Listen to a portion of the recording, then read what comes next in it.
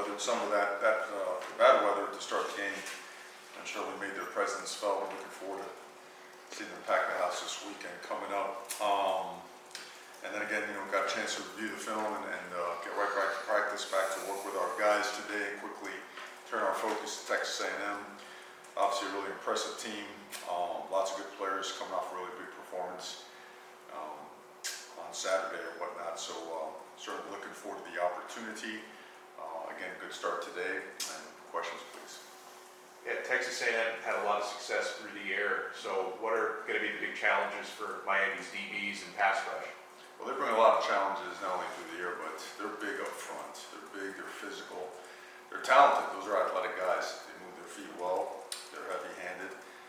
They've got a really good run game. They took their shots, so I think that might be a little bit skewed as to their capabilities, because they have a very strong run game. And you watch the way that they're, not only their linemen, but their tight ends, the way they involve them in the run game, and the way their receivers block in the run game as well. And they're a very potent offense, so they're a challenging bunch, and we're looking forward to it.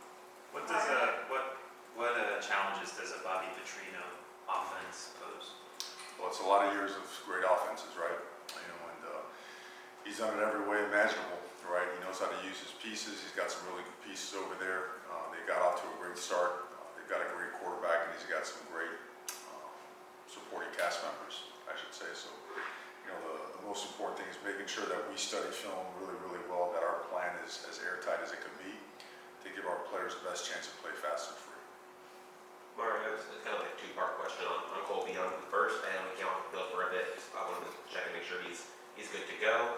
And the second thing is that, on that screenplay to start off the game, obviously his defining aspect is kind of his height. So what can he do with his speed and like agility?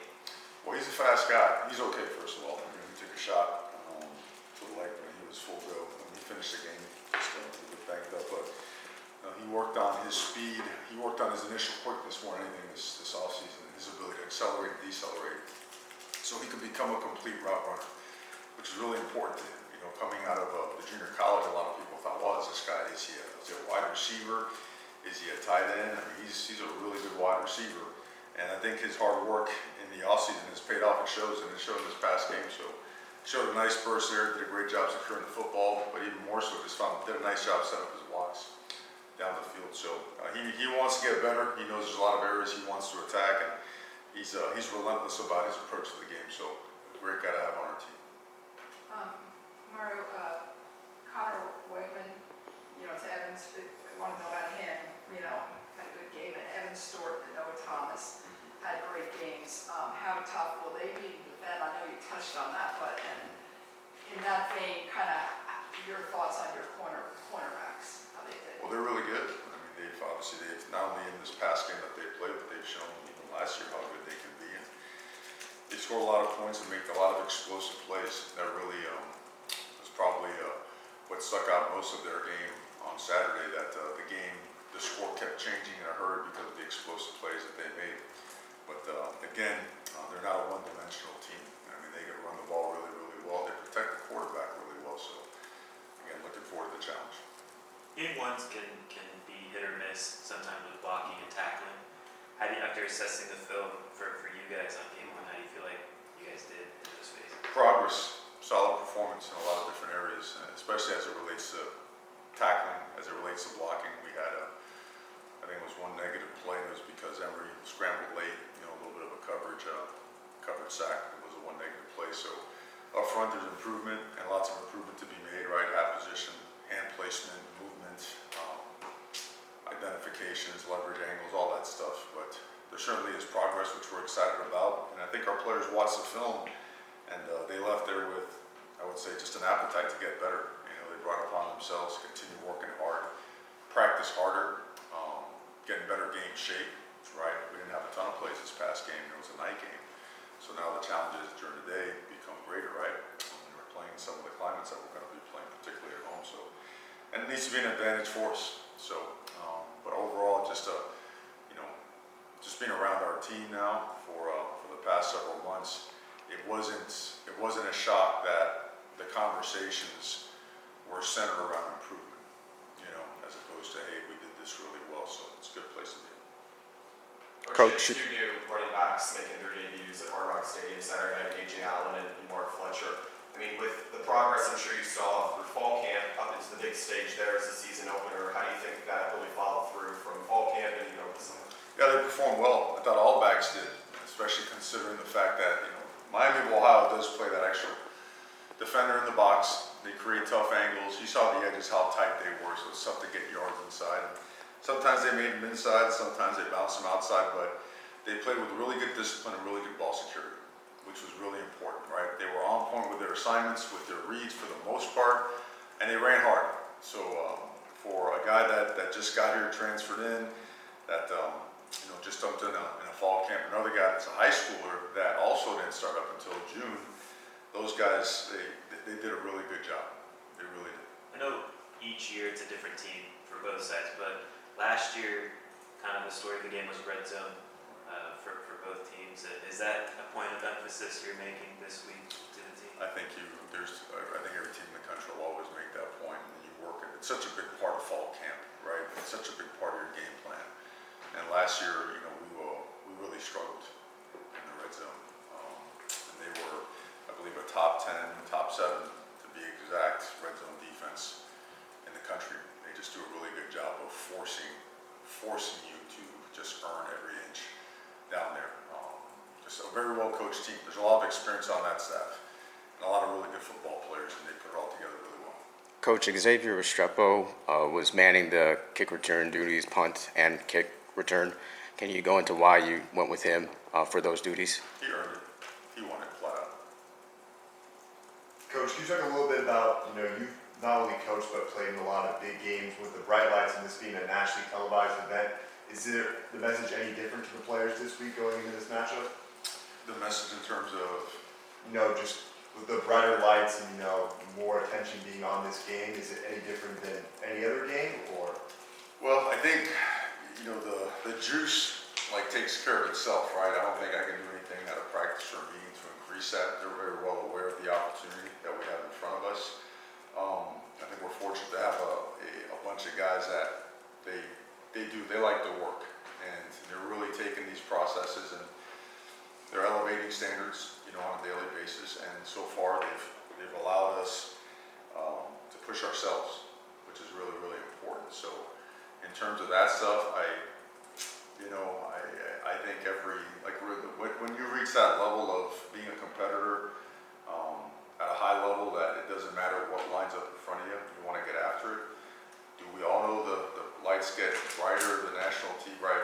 They used to call them the 3 blimp games, right? I don't know if they fly blimps anymore for that, but those were the big ones. I think we all know the opportunity that, again, is in front of us, and our guys they're really excited to play, and they showed up in practice today.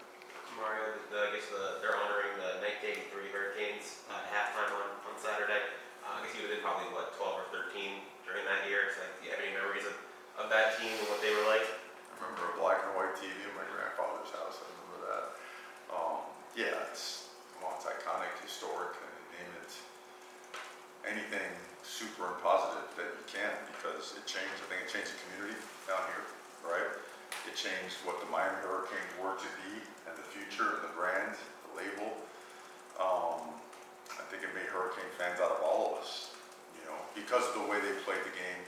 Then on top, of course, they won the game, but the way they played the game, just inspired so many after that to come and become Miami Hurricanes as well. And then it inspired fans across not only the community, but across the entire country. So obviously a tremendous honor to have those guys in-house.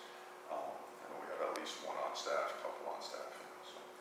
What stands out about Texas A&M's D-line? What stands out? A lot. Besides being disruptive, they're disruptive because they're explosive players that are really thick and powerful, but they're also athletic where they can counter, they can get themselves out of tough positions. They split double teams. Even when your double teams are really, from a technique and fundamental standpoint, they're done really well. They create edges in the passing game.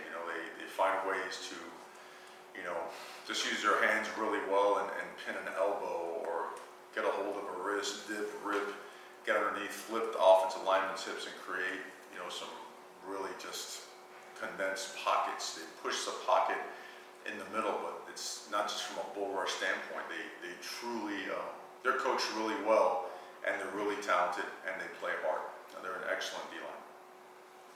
Mario, the ACC, adding Cal, Stanford, and SMU, and I know you know Cal and Stanford really well. Just your thoughts on the addition of those teams and also how it helps you recruiting-wise, because you know that area. Yeah, I spent a lot of time out there playing against those teams. Really good teams, really good schools, great fan bases, great places to play.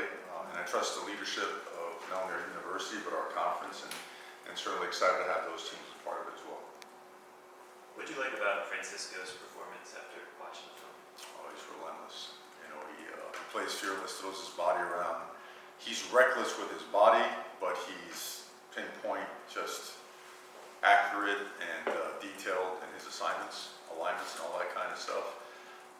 Tremendous nose for the ball. Like he gets it, and he's a great leader. I mean, he's unfazed. All right, good play, bad play. He's on to the next one. I think guys feed off of that, and they know that he's as good of a person as he is a football player. So it resonates strongly when he has success. Do you expect Elijah Arroyo to be possibly available for this game? We expect he has a good chance to be available. He makes a lot of progress. It's a tough one, man. I'd love to come here and say ready to roll, or just be able to rule it out to make it clear for all of us. But it's progressing. It's just hard to say.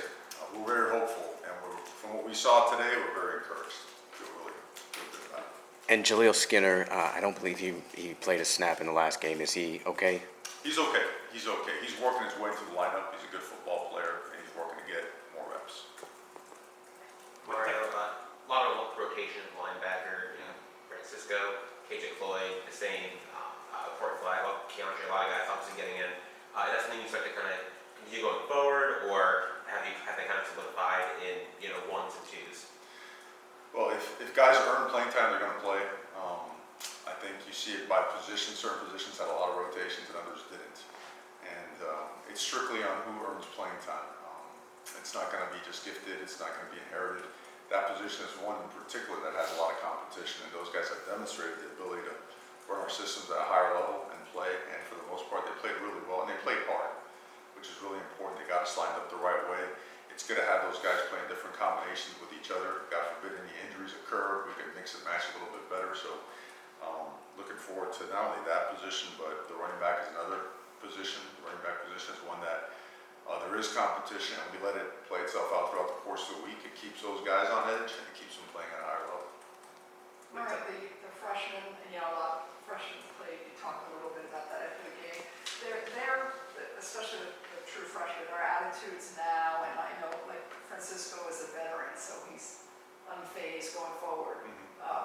What did this game do for them, you think? Confidence and just their attitude now? Their attitude, I don't think their attitude's ever been different. 15 of them played, 15 high school, that were in high school last year played, not counting redshirt freshmen and whatnot. So that's a lot. They were excited. We expected that amount to play.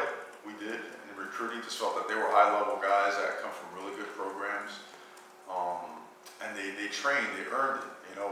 We're not going to throw a guy out there just because he was a highly recruited guy, and we don't want to ruffle any feathers. That just doesn't work. If you don't earn it, you're just not going to play.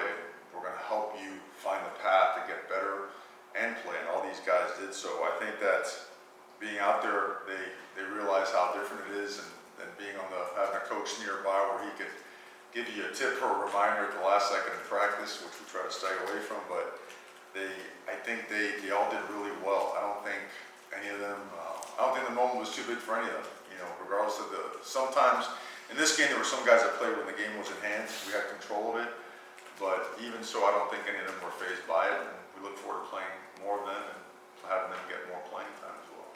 With Tyler's tape thing, is that something he's going to have to play through or play with a whole year, you think, or is it something that could alleviate as the season progresses? He's fine. I mean, he liked it when they tried it. I think, so much was made of it in the media when they saw him with that. Some people thought it was like a prosthetic finger or something, but whatever makes him feel comfortable. I mean, you saw him throw the ball. There's no limits on what he can do. I think that our training staff is very high tech, very cutting edge, where they just, they create some really neat ways to enhance efficiency, alleviate any issues that our guys may have. In Tyler's case, it's more of efficiency and just operational. He has no limit trouble.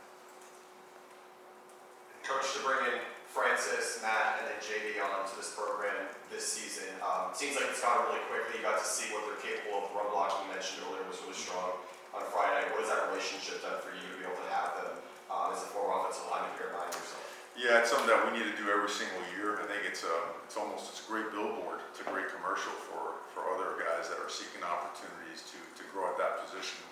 We're such a trench-driven organization, and we need more. And certainly we need some playmakers outside. And I think that it's only been one game, but I think if you sat them down and you asked them their experience, how they're developing, how they're treated, how they're growing, maturing, I think you'll be very happy with their responses. And to see them come out and perform as if they've been playing together for a long time, that was neat to see. And it was better to see them today talking about how to get better.